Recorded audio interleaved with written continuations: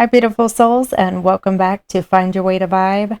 I'm Amber, and I'm really grateful you're here with me today. However you're arriving, whether life feels calm and steady, or whether you're carrying questions that don't yet have answers, I want you to know you're welcome here, exactly as you are. Maybe this season of life feels exciting and full of possibility. Maybe you're standing at the beginning of something new. Or maybe you're walking through a chapter you never expected. One you wouldn't have chosen. One that still doesn't quite make sense. But whatever brought you here today, I'm really glad our paths crossed. And I have a feeling this conversation may have found us at exactly the right time. Because sometimes the conversations that stay with us the longest aren't the ones that give us all the answers. They're the ones that quietly invite us to ask different questions. And today's conversation is one of those. Before we move any further into today's reflection, let's take a moment to slow things down. So get comfortable wherever you are, soften your shoulders, and take a breath with me. Take a slow breath in.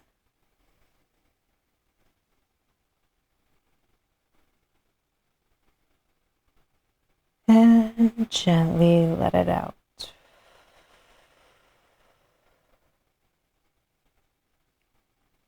Wherever you are, allow yourself to arrive and walk gently into this space with me. Welcome to Find Your Way to Vibe. There are some episodes I wanted to record almost since the start of this podcast, and this is one of them. I've carried this reflection with me for many years. Long before there was ever a microphone or a podcast, this philosophy had already begun quietly shaping my life. But sometimes it takes time before we're able to share a story in a way that fully honors the journey that shaped it. And I think this is finally one of those moments. Some reflections can only be understood through time.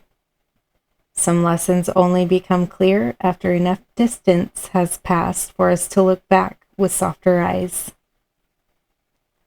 Because what I want to share with you isn't simply an idea. It's a way of meeting life that has quietly shaped nearly every decision I've made for almost 20 years. Not perfectly, not all at once, but slowly, patiently, one experience at a time. Looking back now, I can trace that journey to one very specific season of my life. That was back in 2008. I was walking through my divorce. My world felt uncertain in ways I had never experienced before. There were questions about the future, questions about my children, questions about who I was becoming, and questions about whether I was making the right decisions. None of them had immediate answers. If you've ever walked through a season like that, you know how loud uncertainty can become. Your mind wants certainty. It wants a plan. It wants to know that everything is going to be okay. Mine certainly did. I remember asking myself the same questions so many of us ask when life suddenly changes. Why is this happening? Why now? Why me? I don't think there's anything wrong with those questions. I think they're incredibly human. When we're hurting, we're trying to make sense of something that no longer fits the picture we had imagined for our lives. We're trying to understand. We're trying to regain our footing. We're trying to find solid ground again. And somewhere during that season, someone shared a simple phrase with me. Just a few words, simple enough to remember. Simple enough that I almost dismissed them at first. The phrase was this: things don't happen to me, they happen for me. But before I go any further, I want to say something that feels incredibly important. I don't believe everything that happens is good. Some things are heartbreaking. Some things leave us asking questions that may never have complete answers.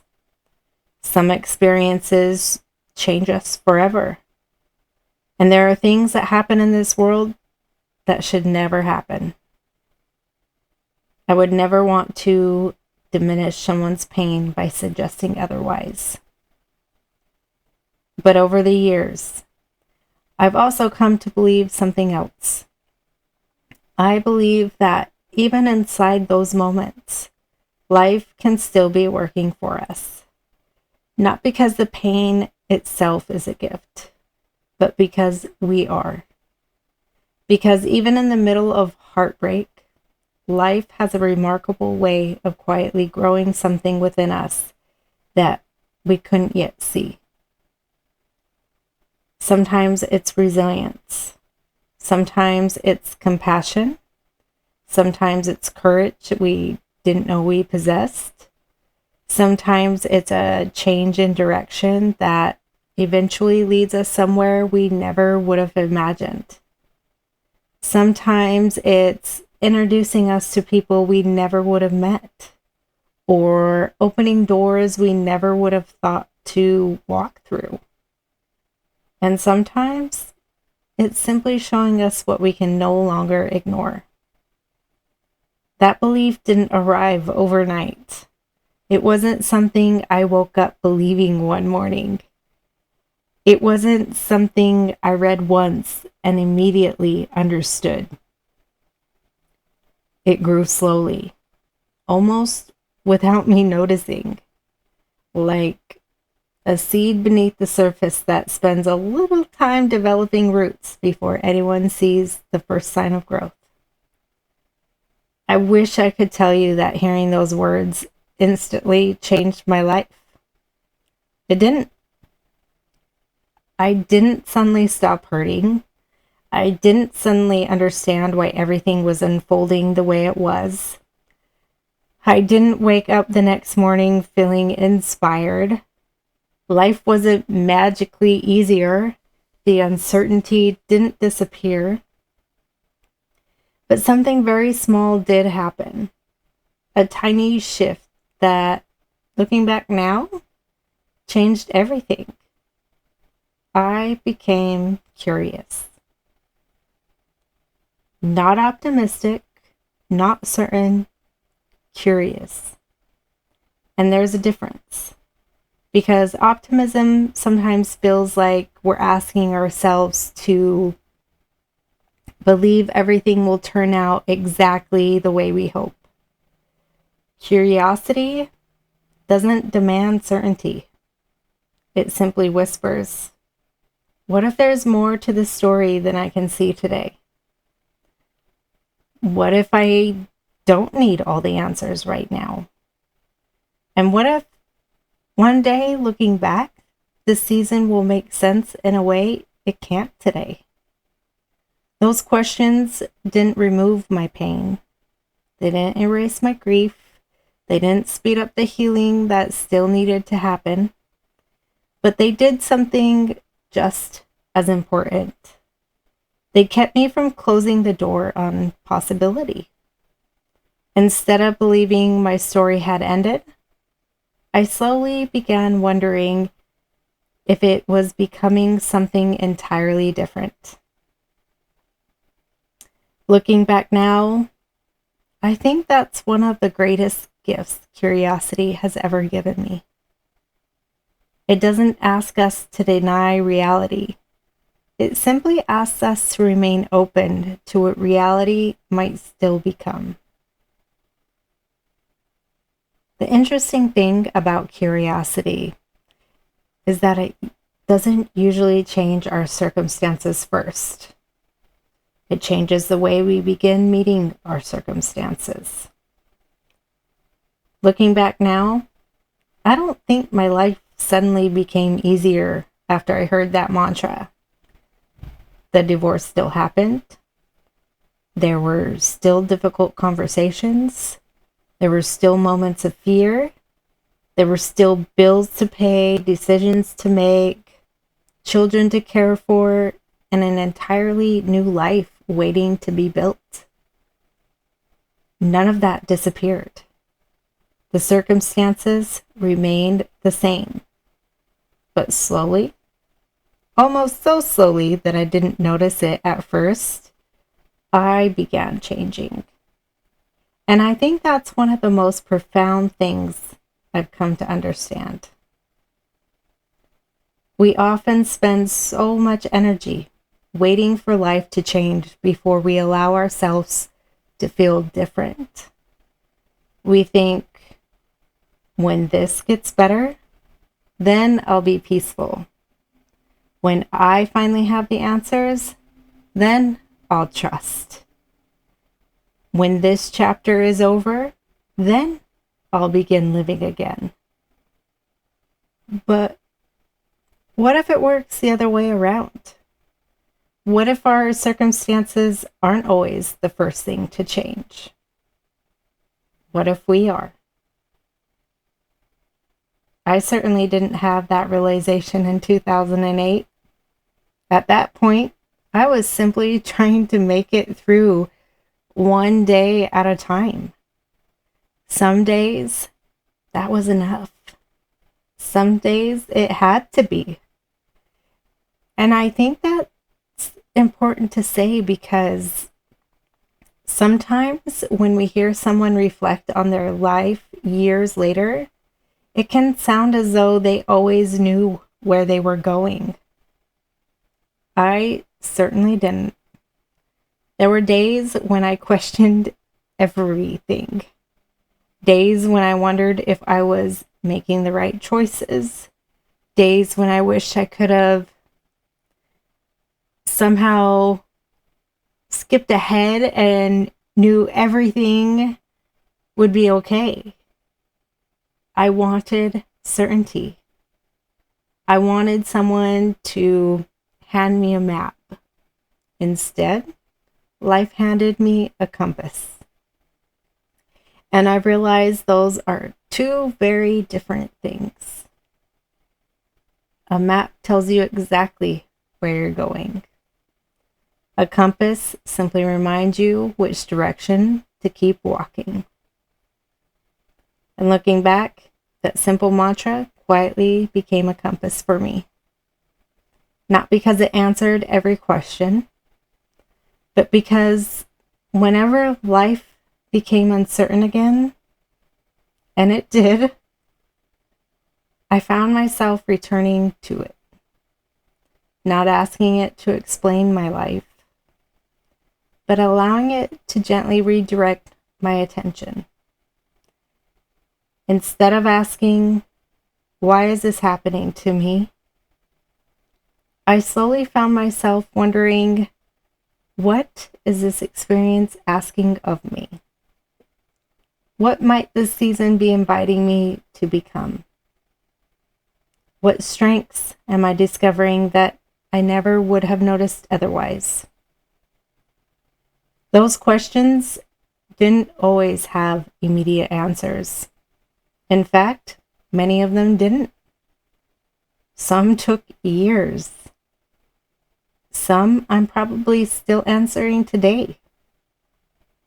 But something beautiful happens when we begin asking different questions. Our attention shifts. Instead of searching only for what we've lost, we begin noticing what is quietly being created. Instead of only seeing closed doors, we begin wondering what might exist beyond them. Instead of believing we've reached the end of the story, we become curious about the chapters we haven't lived yet. And isn't that really what hope is? Not certainty, curiosity. The willingness to believe that because the story isn't finished, neither are we. One of the things I've noticed over the years is that we spend so much of our lives wanting to know why things happen. It's understandable. Our minds are wired to search for meaning. We want the pieces to fit together. We want life to make sense. But I've also realized something else. Sometimes life doesn't give us understanding first. Sometimes it gives us experience. Understanding arrives much later. There are moments in my own life that made absolutely no sense while I was living them. Moments I never would have chosen. Moments I would have gladly skipped if someone had given me the opportunity. If someone had asked me during those seasons, "What is this for?" I honestly couldn't have answered because I didn't know. How could I? I was standing in the middle of the story. And I found that life is a little like standing in the middle of the forest. When you're surrounded by trees, you can't always see the path ahead. Sometimes you can't even see how far you've already come. Your view is limited to what's immediately around you. But then, time passes. You keep walking. You reach higher ground. And suddenly you look back and realize the path had been there all along. Not because the forest changed, because your perspective did. That's what time has given me. Perspective. Not all the answers. I still have questions. There are still things I don't understand. There are still experiences that remain painful when I think about them. But time has allowed me to connect dots I never could have connected while I was standing in the middle of them. I've come to believe that meaning isn't always found in the moment. Sometimes, meaning is something we discover years later. Sometimes we don't recognize the gift of an experience until long after we've survived it. Not because the experience itself was beautiful, but because somewhere along the way, it quietly shaped us into someone capable of seeing life differently. As the years went by, something interesting began happening. I wasn't consciously trying to change. I wasn't waking up every morning thinking, "Today I'm going to see life differently." It happened much more quietly than that, almost without me noticing. Little by little, I stopped measuring my life by what had happened to me and started paying attention to who I was becoming because of it. That was a profound shift. Because when we only focus on what has happened to us, we naturally begin looking backward. We replay conversations. We revisit decisions. We wonder what we could have done differently. We imagine alternate versions of our lives. We've done it all. I certainly have. But eventually, I noticed something. No amount of replaying yesterday was helping me meet today. It was only keeping me tied to a version of myself that no longer existed.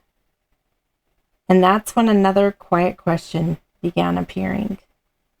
Not, "Why did this happen?" but Who am I becoming because I lived through it? That question still changes me, because suddenly the focus isn't on the event anymore. It's on the person walking through the event. It's on the choices I have today, the person I'm becoming today, the life I'm building today. I can't change where I've been. None of us can. But every single day, we have an opportunity to decide how those experiences will continue shaping us. Will they harden us or deepen us? Will they convince us the world is unsafe or teach us to move through it with greater compassion? Will they close our hearts or help us understand someone else's pain a little more deeply? Those aren't questions anyone else can answer for us. They're deeply personal. And I think that's why I hesitate anytime someone says they found the answer. Because I don't think there is one answer. There are infinite answers. One for every life being lived. One for every story still unfolding. One for every person slowly discovering what helps them come home to themselves. That's one of the reasons I've never wanted this podcast to tell people what to believe. It's never been my intention. I don't want anyone to walk my path. I want them to discover their own. The practices that I share, the walking, gratitude, writing, slowing down, time in nature, aren't prescriptions. They're invitations. They've helped me hear my own inner voice a little more clearly. They've helped me remember who I am underneath the expectations, the responsibilities, the fear, and the noise. But your path may look completely different. Maybe you find yourself through creating art or music. Maybe it's cooking meals for people you love. Maybe it's surfing before sunrise, building something with your hands, volunteering, photography, gardening, caring for people, long conversations, running, reading, prayer, silence. There isn't one right path. There never could be. And I think that's one of the most beautiful things about being human. We're each invited to discover our own. Sometimes people ask me what find your way to vibe really means. And for a long time, I answered with the simple words exactly what it was. A way to value your being. And I still love those words. But over the years, I've realized the meaning has continued unfolding for me. Today, I think valuing your being means honoring who you truly are. Not the version of yourself that was created just to survive. Not the version shaped by someone else's expectations.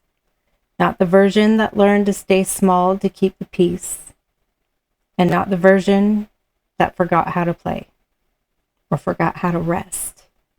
Or forgot what joy even felt like. I'm talking about the person underneath all of that. The person who was always there, quietly waiting, patiently waiting for you to come home. And I think that's really what this journey has been for me. Not becoming someone new, remembering someone I lost touch with. That realization changed everything because I stopped asking, who do I need to become? And started asking, what parts of myself have been here all along, waiting to be remembered? Maybe that's why nature has always spoken so deeply to me. Nature never tries to become something it isn't. An oak tree never spends its life wishing it were a pine.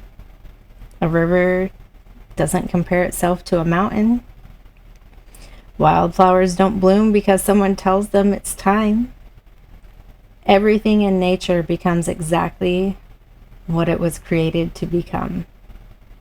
Not by forcing, but by unfolding.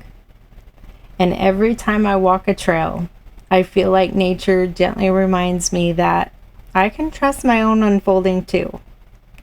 Not because I know exactly where I'm going, but because I don't have to. I only have to keep taking the next step. And that's enough. It's always been enough. As I continued walking this path, something began changing that I did not expect. For a long time, I believed growth meant becoming someone new, becoming stronger and wiser, more confident, more peaceful, more healed. It always seemed as though I was trying to reach some future version of myself. Someone who had finally figured life out. Someone who no longer struggled. Or someone who had all the answers. But somewhere along the way, that understanding began changing too. I realized I wasn't really becoming someone new. I was remembering someone. And the more I slowed down, the more I walked, the more I wrote, and the more I sat quietly with myself, the more I realized there were parts of me I hadn't lost at all. I'd simply lost touch with them. It felt less like creating a new life and more like coming home. And one of the places that homecoming happened most often was during meditation. Every once in a while, as I sat quietly in my garage, my mind would gently return to a memory I hadn't thought about in years. Not because it wanted me to relive the pain, and not because I somehow was moving backwards. It felt different than that. Almost as though those moments were quietly asking to be seen with new eyes. At first, I resisted them. I didn't understand why they were returning. I thought moving forward meant leaving those moments behind. I thought healing meant never looking back. But eventually, I began understanding something that changed me. Those memories weren't returning so I could suffer through them again. They were returning because I finally had something the younger version of me didn't. Perspective, compassion, boundaries, a voice, and courage.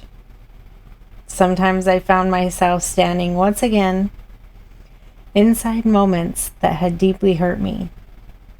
Only this time, I wasn't standing there as the frightened version of myself who had originally lived them.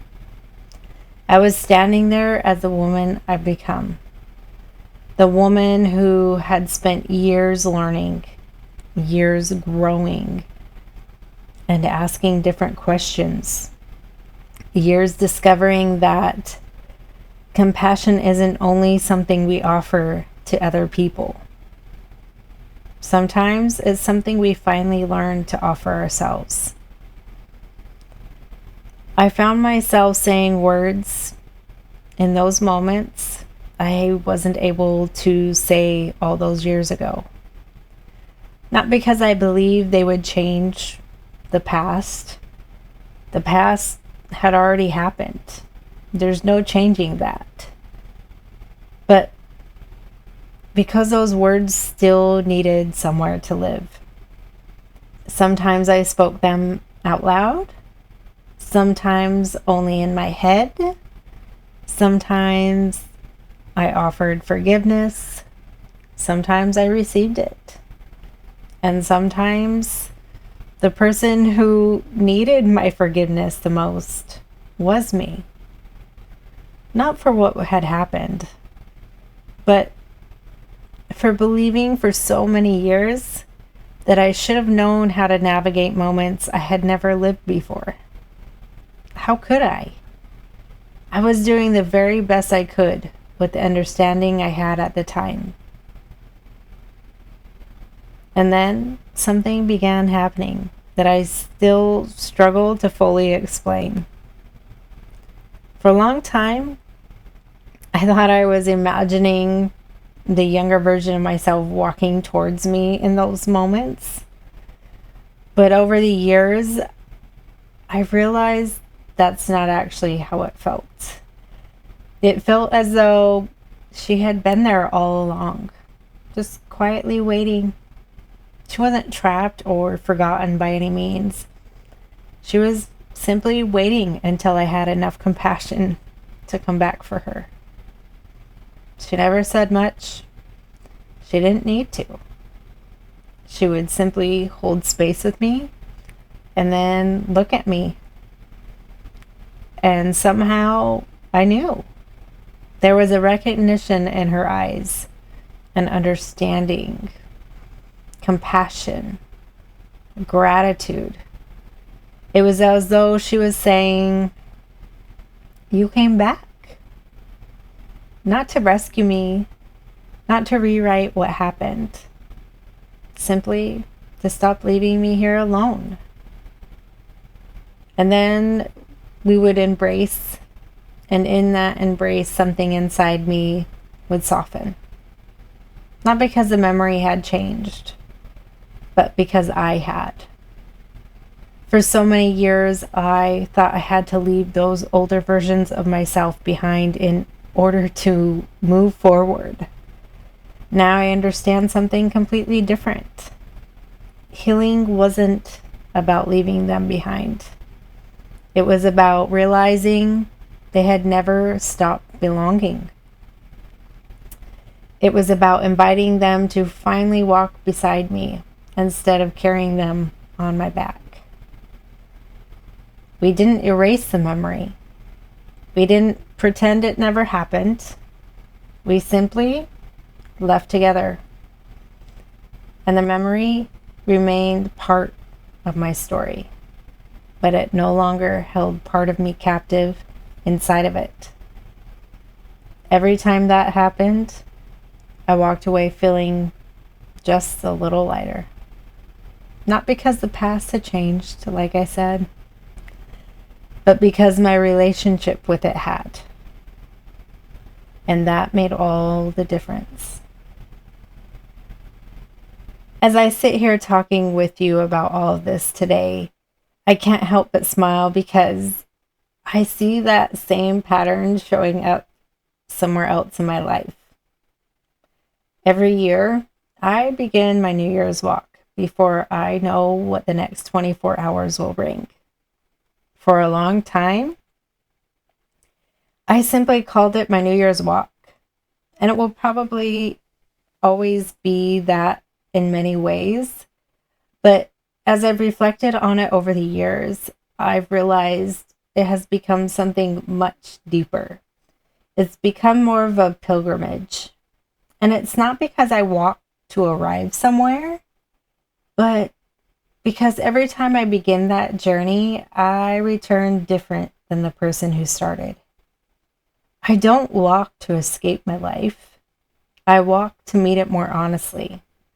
I walk to remember what matters, to listen, to release, to reflect, and to honor every season that brought me to this one.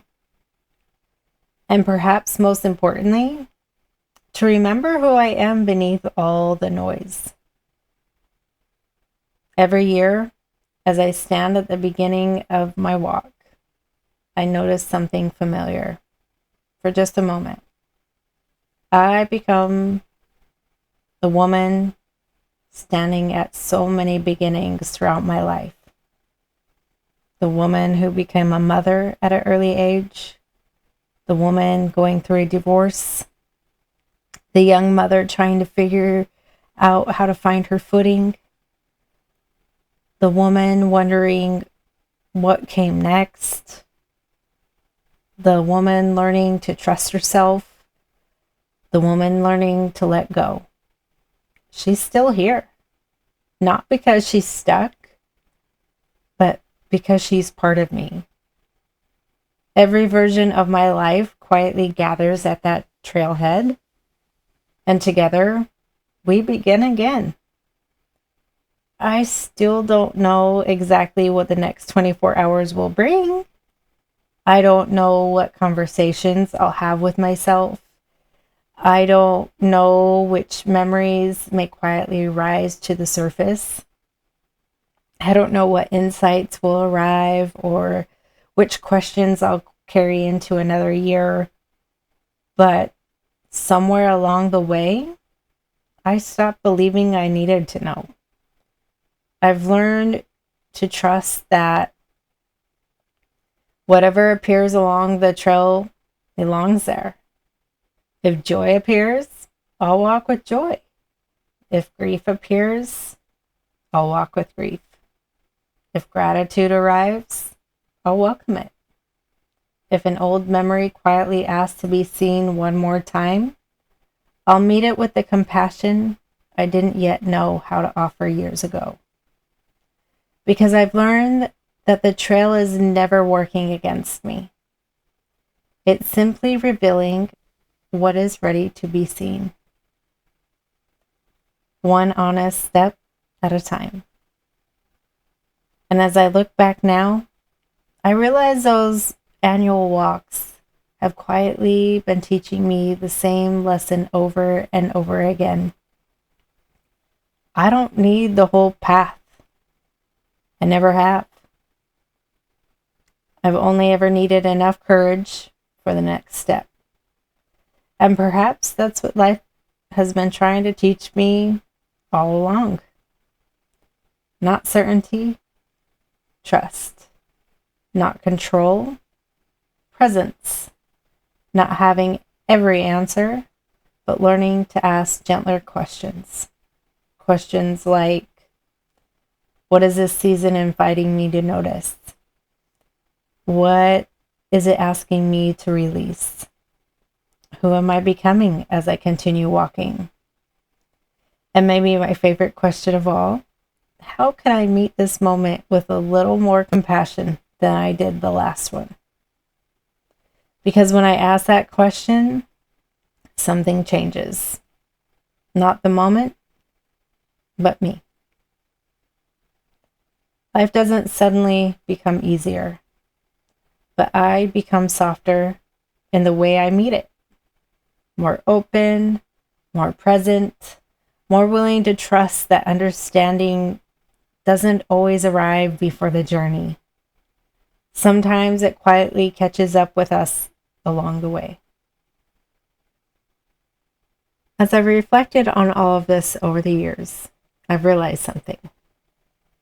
None of us can walk someone else's path.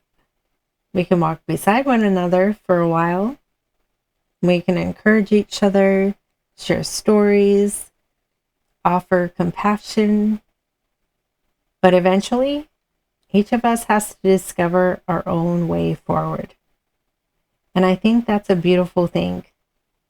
Because if my path had looked exactly like yours, I never would have discovered what was waiting for me.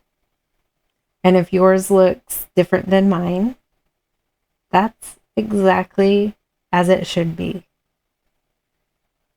Because maybe your pilgrimage doesn't happen on a trail. Maybe it happens in a garden or in a kayak. Maybe it's sitting quietly with a cup of tea or coffee before the rest of the house wakes up. Maybe it happens through painting or music, dancing, fishing, prayer, or building something with your hands. Maybe it happens while driving with no destination, or watching the sunrise, climbing a mountain, or reading a book that somehow arrives exactly at the right moment. I don't know what your path looks like. Only you can discover that. And I think that's one of the greatest gifts we can give ourselves. Permission to stop comparing our journey to someone else's. Permission to trust what brings us closer to ourselves. Because your path isn't supposed to look like mine. It's supposed to look like yours.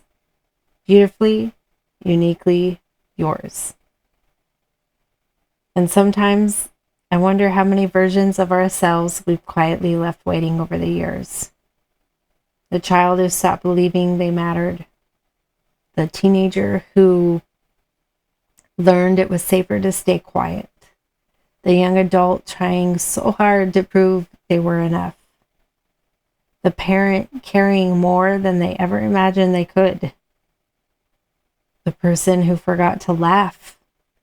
The one who stopped creating. The one who stopped dreaming. The one who believed life had already passed them by.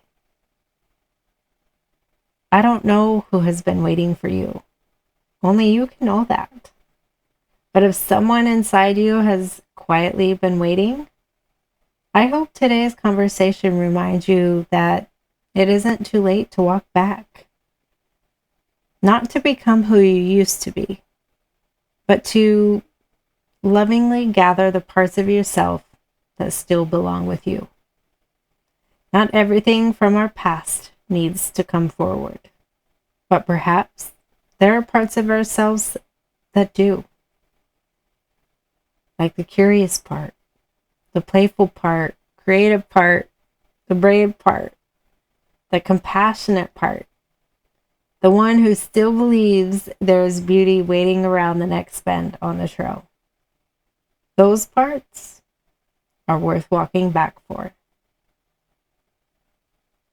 While bringing this episode to life, I realized something happened just a few weeks ago that quietly reminded me what this philosophy of find your way to vibe really looks like in everyday life. One evening, I was lying in bed feeling really overwhelmed. Nothing dramatic had happened. There wasn't one big thing that was wrong. It was more of a quiet feeling or knowing, a sense that my mind had just become too full. There was just too much noise, too many inputs coming from too many different directions. And as I lay there, I asked myself a question I've learned to return to over the years. What do I need right now? Not what should I do? Not what would make someone else happy? Simply, what do I need? The answer surprised me with how simple it was. And the answer was that I needed space. Not just physical space, although that was certainly part of it, but I needed space in my mind. Space to think and breathe and simply be. And as I sat with that answer, I realized there were little things in my life that were quietly taking up that space without me even noticing. One of them being the television in my bedroom. For nearly 10 years, I didn't have one in there. Then somewhere along the way after I moved, I decided to bring it back in. It seemed harmless enough, right? But when I really listened to myself, I realized it no longer reflected the environment I wanted to wake up in or return to each evening. So, last week, I removed it. And in its place, I created a small yoga and meditation space. It isn't extravagant by any means. It's simply intentional. Every time I walk into my room now, it feels different. Not because the room changed, but because my intention did. And I smiled when I realized that this is exactly what we've been talking about today. Life didn't hand me an instruction manual telling me to remove the television. There wasn't one right answer. There was only a quiet inner knowing that gently nudged me and said, "This isn't serving you anymore." And this time, I listened. Sometimes finding your way to vibe isn't about making a life-changing decision. Sometimes it's simply making a little more room for yourself. As we come to the trail of gratitude today, I'd like to invite you to reflect on someone a little differently. Not someone outside of you, someone who has been walking beside you your entire life. I invite you to think about a younger version of yourself. Maybe the child who kept believing, the teenager who survived more than anyone realized. Maybe it's the young adult who kept taking the next step without knowing where life was leading. Maybe it was a version of you from just a few years ago who made one difficult decision that quietly changed everything that followed. Whoever comes to mind, take a moment to thank them. Not because they were perfect, not because they always knew what they were doing, but because they kept walking. Because without their courage, their resilience, their hope, and their willingness to begin again, you wouldn't be the person listening today. Sometimes gratitude isn't for what happened. Sometimes gratitude is for the person who found the strength to keep going while it was happening. And that leads us into Brooklyn Lights the Way. Today's Brooklyn Lights the Way is dedicated to every younger version of ourselves that continues to illuminate the path ahead. We often think of light as something we receive from others, and so much of the time it is. But today, I'd like to honor another light, the light that has quietly lived inside you all along. The younger version of you who refused to completely give up. The one who kept hoping and dreaming and loving, even when life became difficult. The version who endured seasons they never imagined they would have to walk through. The version who somehow kept taking one more step. Those versions of ourselves didn't disappear. They became a part of us. They still illuminate our path today. Not because they had all the answers, but because they kept walking long enough for us to become who we are now. So today, Brooklyn Lights the Way honors every younger version still walking beside us. May we continue to thank them, listen to them, and continue walking together with compassion, curiosity, and with the quiet understanding that every version of ourselves has been quietly carrying the light that helped us find our way home. As we spent this time together today, I can't help but wonder what version of you has been waiting. Only you know that. But maybe if someone inside you has been waiting, today can simply be the day you begin walking back. Not to become who you used to be or to relive what has already passed. Not even to rewrite your story, but to gently gather the parts of yourself that still belong with you. To let them know they don't have to wait there anymore. And maybe that's what this journey has always been about. Not becoming someone new, but remembering the person who has been patiently waiting beneath all the expectations, all the responsibilities, all the fears, all of the survival for you to come home. And as I think back to the woman standing in 2008, wondering what her life would look like later down the road, I wish I could tell her that life would become easy. It wouldn't. I wish I could tell her that every question would eventually have an answer. It didn't. But what I would say is keep walking. You don't need the whole path today. Trust your compass, and one day you'll look back and you'll realize you weren't just finding your way through life. You were finding your way home. And maybe that's true for all of us. Maybe we're all fellow travelers, quietly finding our own way home. Not all at once, not perfectly, just one step at a time.